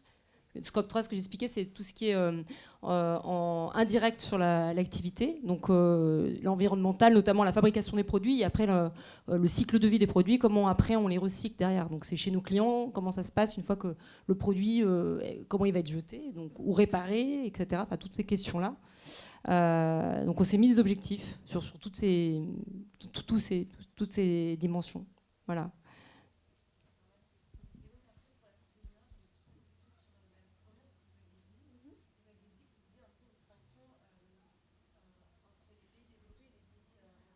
Ouais, sur le charbon, en effet. Sur le charbon, on a une cible qui est à 2030 pour les pays développés, une cible à 2040 pour les pays, on va dire, qui sont en dehors de l'OCDE et de l'Union européenne. Alors pourquoi on a 2 cibles? C'est parce qu'en effet, on considère que des pays qui sont en voie de développement, ils ont besoin peut-être de plus d'énergie, ils ont moins d'accès aux énergies renouvelables. On ne peut pas demander la même chose entre la France et un pays qui est en Afrique. Et ça rejoint un peu le S finalement. Ça rejoint la partie sociétale. C'est-à-dire qu'on ne peut pas demander à un pays en Afrique qui vit essentiellement de ses ressources pétrolières de tout arrêter parce que ça pourrait être catastrophique en fait pour la société. Donc on leur laisse, nous à Société Générale, on leur laisse un peu plus de temps pour aller vers des énergies vertes, pour, justement, comme je disais, pour ne pas prendre le risque d'aller trop vite et de provoquer des dommages collatéraux en fait, qu'on n'aurait pas anticipés. Alors, une dernière question, puis après on aura tout le cocktail, toute la soirée pour poursuivre les échanges. Moi, du coup, c'est par rapport à la fusion de nos agences avec Crédit du Nord. Comment ça va impacter les salariés et comment ça va impacter justement C'est une super question parce que je voulais en parler, puis bon, on n'a pas le temps. Donc en effet, on a donc dans les réseaux, on a Société Générale et Crédit du Nord qui vont fusionner. Donc ça s'appelle Vision 25. On espère que cette fusion sera finie d'ici 25. Et pour nous, c'est une énorme opportunité en termes de RSE. Alors, on a déjà les salariés, en effet, et on va se retrouver à fusionner des agences qui sont une agence Crédit du Nord et une agence Société Générale qui sont dans la même rue, elles fusionneront. Donc derrière, qu'est-ce qu'on fait des salariés? Nous déjà, à la Société Générale, il n'y a pas de départ forcé. Donc, il n'y aura aucun licenciement. Il y aura peut-être des départs volontaires, c'est-à-dire on aidera peut-être des gens qui ont des projets en dehors du groupe Société Générale, on aidera peut-être ces personnes à les concrétiser, mais il n'y aura pas de départ contraint. Ensuite, on a mis en place un programme de ce qu'on appelle le reskilling. Je ne sais pas si vous connaissez, c'est-à-dire qu'on prend des personnes qui ont une compétence, un banquier dans une agence, s'il a envie de faire, je ne sais pas, s'il a envie d'aller dans la banque privée, on va l'aider, on va le former pour qu'il puisse faire un autre métier. Donc c'est ce qu'on appelle reskilling. Ça, c'est quelque chose qu'on a vraiment mis en place au sein de la Société Générale pour promouvoir aussi la mobilité en dehors de leur banque de détail. Le groupe de Société Générale, c'est un énorme groupe où on peut avoir vraiment 1000 carrières, et je pense que l'année en en est la preuve. Mais voilà, donc il y a un nouveau programme là-dessus. On a un budget de 100 millions d'euros pour ce programme de reformation, donc c'est énorme. Donc toutes les personnes qui auront peut-être leur poste atteint, alors déjà, si elles veulent garder leur poste, si elles veulent rester en agence, on fera tout pour qu'elles restent en agence, mais en tout cas, si elles veulent changer de fonction, on les aidera en les reformant. Et ensuite, enfin, la dernière chose, c'est qu'on a pris cette fusion comme une opportunité aussi d'être plus ancré dans les régions. Aujourd'hui, en fait, les réseaux Société Générale et les réseaux Crédit du Nord, ils sont gouvernés par le siège de Paris. Là, on va changer la gouvernance et on va mettre des directions régionales pour être au plus près en fait, des agences et des particuliers. Et donc, on espère pouvoir couvrir vraiment l'ensemble du territoire et aussi de pouvoir apporter des solutions RSE, de vendre des prêts environnementaux. Donc, par exemple, des prêts pour la rénovation de votre maison, ils vous coûteront moins cher que des prêts pour acheter une voiture diesel, et, par exemple. Mais voilà, on prend aussi cette fusion comme une opportunité de revoir un peu notre gamme de produits, d'être encore plus près, en fait, de nos clients particuliers. Et puis bon, et ça c'est la dernière chose, et après je vais repasser la parole. On va se retrouver avec pas mal d'agences qui seront inoccupées. Et ces agences-là, en fait, ce qu'on prévoit de faire, c'est pas de les vendre, c'est de les mettre à profit des associations locales. Donc on pourra les mettre à disposition d'associations dans les différentes villes de France. Très bien, donc un grand merci Arlette, Julie, un immense merci. J'espère Merci pour l'invitation. Pouvoir poursuivre. Merci beaucoup. Poursuivre les échanges lors du petit cocktail, et puis je pense qu'on peut vous applaudir pour votre engagement.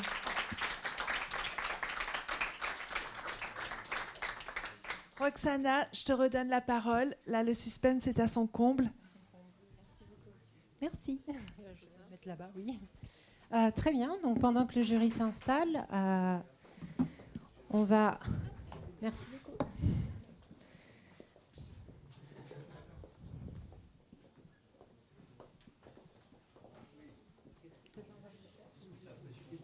Voilà, fait teasing. Tiens, tu enlevez les chaises. Hop là. Donc, Xavier, ne t'assieds pas. Tu vois.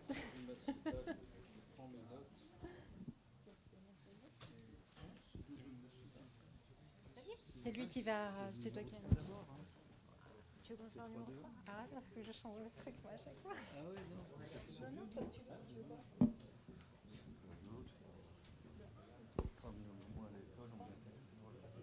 Ok, vas-y. Vas-y.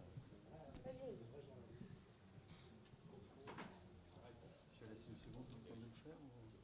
Bah, je vais faire à l'envers. Allez, on y va. Bon, pour maintenir un tout petit peu de suspense, on va commencer par le numéro 3. Alors, bon, on a discuté beaucoup comme d'habitude. Sans quoi, à quoi servirait un jury s'il ne discutait pas. Et le choix du numéro 1 a été assez vite fait. Mais je ne dis pas qui c'est. On le saura pratiquement au numéro 2, donc très concrètement. Et ensuite, on a trouvé qu'il y avait une marche relativement importante entre le numéro 1 et les numéros 2 et 3. Donc on a beaucoup plus discuté, savoir qui était 3 ou 2. C'était pas... ça a oscillé.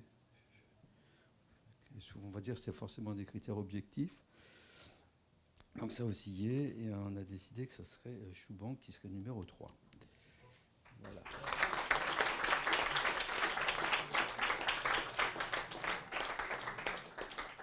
Alors, bon, troisième, vous auriez pu être second. On a bien aimé finalement une certaine humilité dans la démarche, c'est-à-dire de dire ok, on a commencé avec le CAC parce que ça nous paraissait plus facile, on cherche de l'ouverture, on cherche de la diversification, on découvre, donc une volonté vraiment de progression qui est vraiment sympa. Et je pense que on espère que cet exercice vous fait prendre conscience de la complexité, la difficulté de ces métiers et de tout ce qu'on peut apprendre au fur et à mesure où l'on travaille. Et donc, on trouve que vous vous posez toujours les bonnes questions. Et ça, c'est assez sympa de le constater, quoi. Voilà. Donc, bravo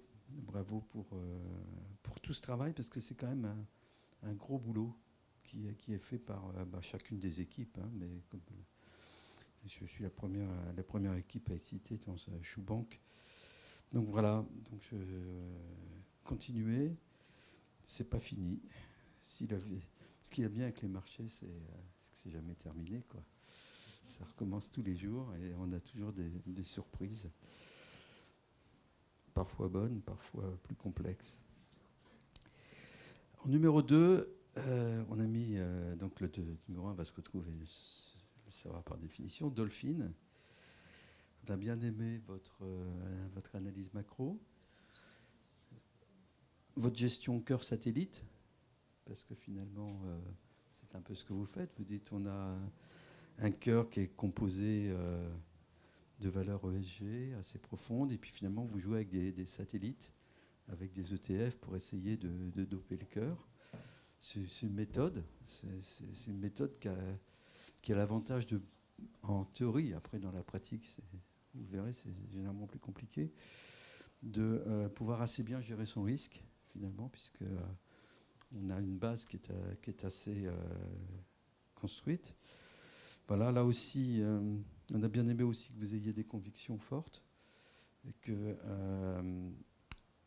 vous regardez pas mal aussi les sociétés elles-mêmes, et là également avec beaucoup d'humilité par rapport à ce métier et à ces situations. Voilà.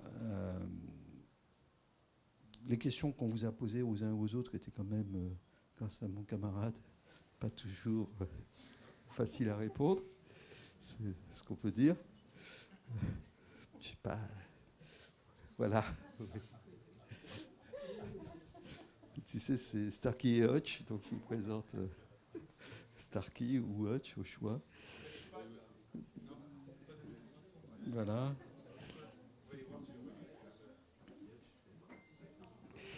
Alors, je reviens une seconde sur Choubank. Il faudra quand même apprendre ce que c'est qu'une obligation verte à l'occasion. Hein. C'est pas qu'une couleur quand même. Hein. Il y a des noms derrière, il y a des réalités. Bon, et bien évidemment, les premiers se sont identifiés par eux-mêmes.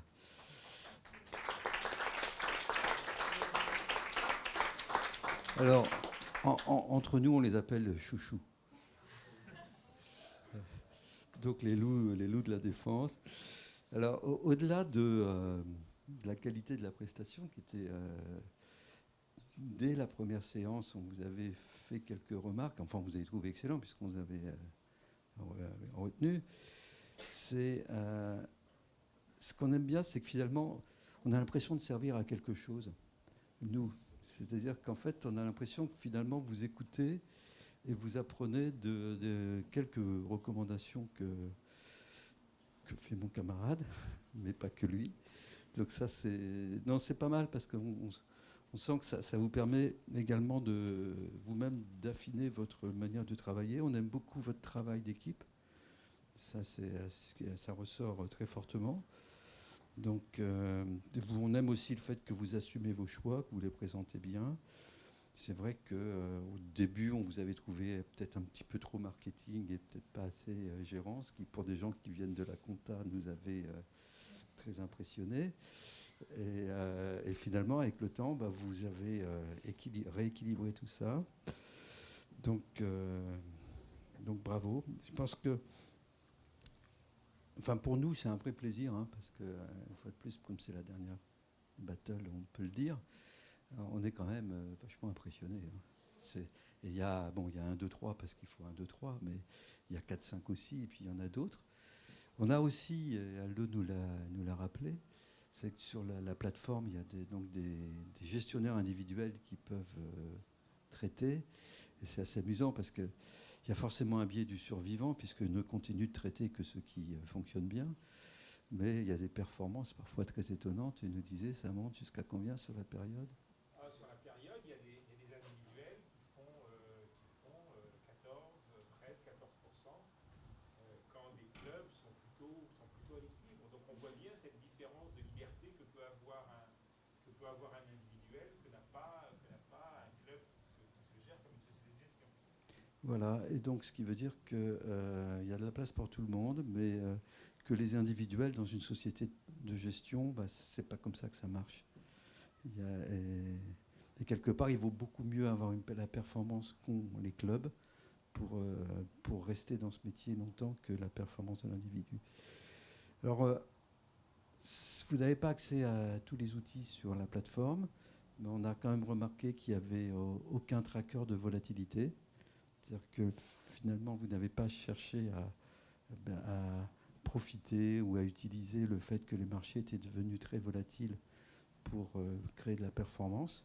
Vous avez plutôt cherché à vous désexposer en utilisant le recours au cash plutôt que de vous dire finalement si ça se perturbe beaucoup. Parce que finalement, ce que l'on craint tous, c'est le truc qui part dans tous les sens. Et c'est un petit peu ce qui se passe. Donc là, vous avez choisi tous comme méthode de réduire l'exposition.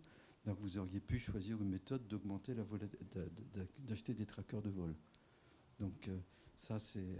mais je vous rassure, beaucoup de fonds ne le font pas, c'est le cas de dire, parce que c'est un peu trop compliqué pour eux, et c'est un peu trop compliqué très souvent à expliquer à leurs gérants, à leurs clients, pardon. Il y a...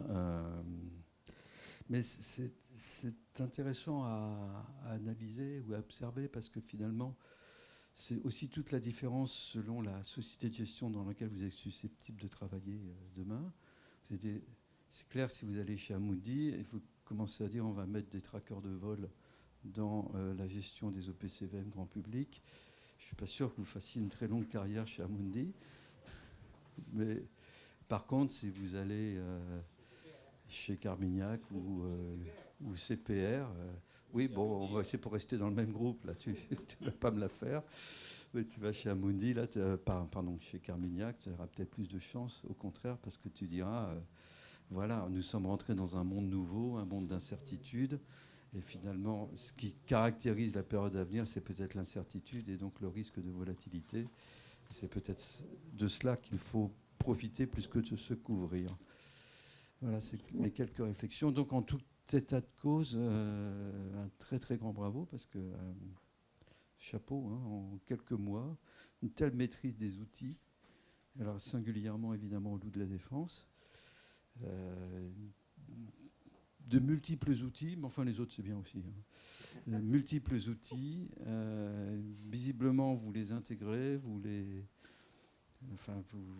prenez tous, quoi. C'est très impressionnant. Donc bravo, merci en tout cas. Bravo.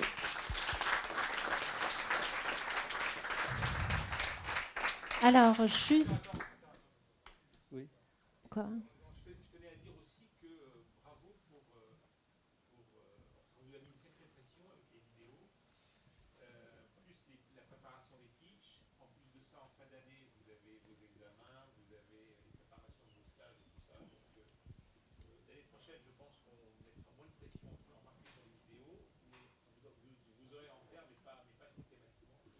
En tout cas, parce que nous aussi on apprend. En tout cas, ça a été je dois dire que pour tous, il y a eu 5 pitch battles, il y a eu peut-être 7 ou 8 clubs différents qui ont pitché, et vous avez tous joué le jeu, et vous avez fait vraiment un travail formidable. Et en plus de ça, les vidéos, ce qui est sympa, c'est que vous pouvez les montrer à vos copains. Et ils sont sur le site internet, ils sont sur YouTube en public. Alors peut-être pour vous expliquer un peu ce qui va se passer après. Le 15 avril, sur l'application, vous allez avoir la diffusion du palmarès général individuel qui va comptabiliser également les quiz que vous avez faits, parce que jusque-là, les points que vous avez vus, les quiz n'étaient pas intégrés. Donc suspense jusqu'au bout pour savoir qui est placé dans les 7 premiers, puisque les 7 premiers reçoivent donc du vrai argent. Et les clubs, bon, je pense qu'on sait peu ou prou quels seront les 6 clubs qui seront présents lors de la finale. Donc le 15 avril également, vous aurez le palmarès général des clubs. Et vous serez invités, tout ce beau monde est invité chez notre partenaire Euronext pour sonner la belle et pour faire un dernier pitch battle. Ça sera les 3 premiers qui gagnent donc le même montant réel. Hein. Ça, il n'y a plus d'argent en jeu. En revanche, le jury donc, va également vous classer. Et le premier du podium représentera les couleurs de Dauphine lors de la seconde édition du Next Challenge l'année prochaine. Alors bien sûr, si vous êtes occupé, si vous êtes pris, on s'arrange entre nous, il n'y a pas de souci, vous inquiétez pas. Mais l'idée, c'est ça, c'est que vous allez représenter votre université face à d'autres universités, parce que en fait, la deuxième édition s'élargit à toutes les écoles. Et comme vous disait Aldo, ce n'est plus le jury qui va sélectionner les clubs qui vont pitcher, mais ce sont les étudiants de votre école qui vont devoir voter pour le meilleur club qui devra aller se battre contre 7, 8 autres grandes écoles face au jury. Voilà, donc je vous en ai dit déjà beaucoup. Et en attendant, venez chercher vos tickets parce qu'on va au cottage en face pour un dernier apéro ici à Dauphine. Merci beaucoup. Ah oui, les photos de groupe. Showbank ne connaît pas notre rituel. Donc Showbank Invest, venez vous mettre derrière votre logo, puisque vous allez apparaître également sur le site internet. Et Delphine et Lélou aussi pour faire la photo. Merci et n'oubliez pas beaucoup. d'aller voter quand même. Et n'oubliez le 10 avril. Le 10 avril. Et le 24.